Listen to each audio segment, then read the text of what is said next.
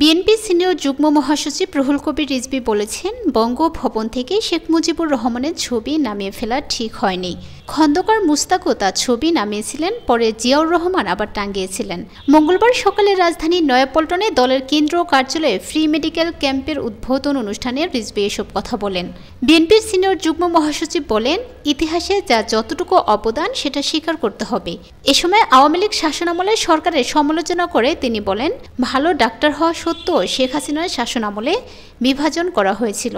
বিএনপির সঙ্গে যুক্ত থাকার কারণে পদোন্নতি দেওয়া হয়নি অনেককে, রাজনৈতিক কারণে বঞ্চিত করা হয়েছে তাদের। একই পদে 15 থেকে 16 বছর চাকরি করেছেন তারা। রুহুল কবির রিজভী বলেন, সাবেক প্রধানমন্ত্রী শেখ হাসিনা যদি কম অত্যাচার করত তাহলে তাকে পালাতে হতো না। তিনি জানেন কাকে কাকে গুম করা হয়েছে, কার প্রতি অন্যায় করেছেন।